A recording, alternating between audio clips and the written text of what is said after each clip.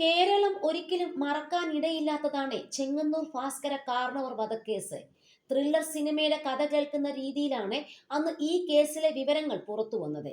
സെക്സും പ്രണയവും കൊലപാതകവും എല്ലാം നിറഞ്ഞ ഒരു ക്രൈം ത്രില്ലർ. 2009 നവംബർ 7-നാണ് കാർണവേഴ്സ് വില്ലയിലെ ഭാസ്കര കാർണവർ കൊല്ലപ്പെട്ടത്. നാട്ടിലെ ധനാട്ടി കുടുംബം ഇട്ടുമൂടാൻ എന്ന് പറയും പോലെ സ്വത്തുവകകൾ, വീട്ടിലും കണക്കറ്റു പണം, ഇതെല്ലാം ആയപ്പോൾ അരുങ്കൊലവരും കവർച്ചാശ്രമം എന്ന നിലയിലേക്ക് വഴിതെറ്റുന്ന സ്ഥിതിയായി. കൊല നടക്കുമ്പോൾ വീട്ടിൽ ഷെറിൻ മാത്രമാണ് ഉണ്ടായിരുന്നത്.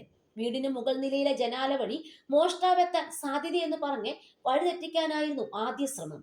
എന്നാൽ പോലീസ് ചോദ്യം ചെയ്യൽ മുറുകിയപ്പോൾ വിവരങ്ങൾ പുറത്തു വന്നു. ശാരീരിക വെല്ലുവിളി നേരിടുന്ന മകൻ ബിനു പീറ്ററിന്റെ ജീവിതം സുരക്ഷിതമാക്കാനാണ് നിർധന കുടുംബത്തിൽ നിന്നുള്ള ഷെറിനെ മരുമകളായി കാർണവർ കുടുംബത്തിൽ എത്തിച്ചത്. ഇതിനായി ഷെറിന്റെ സാമ്പത്തിക ബാധ്യതയെല്ലാം തീർത്തു കൊടുത്തു. അമേരിക്കയിലേക്ക് കൊണ്ടുപോവുകയും ചെയ്തു. അവിടെ ജോലി ചെയ്യുന്ന സ്ഥാപനത്തിൽ ഷെറിൻ മോഷണം നടത്തിയതോടെയാണ് പ്രശ്നങ്ങളെല്ലാം തുടങ്ങിയത്. ഇതോടെ ഭർത്താവും കൈക്കുഞ്ഞുമായി ഷെറിന് നാട്ടിലേക്ക് മടങ്ങേണ്ടി വന്നു. ഈ സമയത്താണ് ഷെറിന്റെ വഴിവിട്ട ബന്ധങ്ങൾ തുടങ്ങിയതും. അന്നത്തെ സോഷ്യൽ മീഡിയ പ്ലാറ്റ്ഫോമായ ഓർക്കൂട്ട് വഴി ഷെറിൻ കാമുകന്മാരുടെ എണ്ണം കൂട്ടി. കാർണവർ വില്ലയിൽ ഓർക്കൂട്ട് കാമുകന്മാർ ഊഴം വെച്ചെത്തി. 2007-ൽ ഭാര്യ അന്നമ്മ മരിച്ച ശേഷം ഭാസ്കര കാർണവർ നാട്ടിലേക്ക് മടങ്ങിയതോടെയാണ് ഷെറിന്റെ ബന്ധങ്ങൾ കുടുംബമറിയാൻ തുടങ്ങിയത്.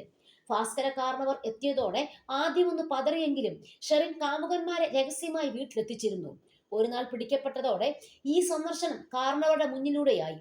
ഒരേ സമയം ഒന്നിലധികം പേരെ വരെ ഷെറിൻ സ്വീകരിച്ചു എന്നാണ് അന്ന് പുറത്തു വന്ന വിവരം.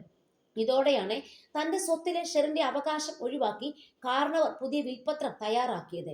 ഇതോടെ സാമ്പത്തിക പ്രതിസന്ധിയിലായ ഷെറിൻ പലരോടും പണം കടം വാങ്ങി. ഇത് തിരികെ കൊടുക്കാൻ കഴിയാതെ വന്നതോടെയാണ് ഓർക്കൂട്ട് കാമുകനായ ബാസിദ് അലിയെ ഒപ്പം കൂട്ടി കാർണവരെ കൊല്ലാൻ പദ്ധതിയിട്ടത്. മറ്റു രണ്ട് സുഹൃത്തുക്കളായ ഷാനു റഷീദ്, നിതിൻ എന്നിവരെ വിളിച്ചു വരുത്തിയതും ഷെറിൻ തന്നെയായിരുന്നു. വീട്ടിലുണ്ടായിരുന്ന നായ്ക്കൾ കുരയ്ക്കാതിരിക്കാൻ അവയ്ക്ക് മയക്കുമരുന്ന് നൽകി. ഷെറിന്റെ ഫോൺ രേഖകൾ പരിശോധിച്ചതോടെയാണ് ബാസിദ് അലിയിലേക്ക് എത്തിയത്. കാർണവരുടെ കിടപ്പുമുറിയിൽ നിന്ന് ബാസിദിന് വിരലടയാളം ലഭിക്കുകയും ചെയ്തു. ഇതോടെ വിശദമായ ചോദ്യം ചെയ്യലിൽ പ്രതികളെല്ലാം അറസ്റ്റിലായി. 85 ദിവസത്തിനിടെ കുറ്റപത്രം നൽകുകയും പ്രതികൾക്ക് ജീവപര്യന്തം ശിക്ഷ ലഭിക്കുകയും ചെയ്തു. 14 വർഷത്തെ ശിക്ഷയ്ക്ക് ശേഷമാണ് ഷെറിനെ മോചിപ്പിക്കാൻ മന്ത്രിസഭാ യോഗം ഇന്ന് തീരുമാനിച്ചത്. മറ്റു കൂട്ടുപ്രതികൾ ഇപ്പോഴും ജയിലിൽ ആണ്.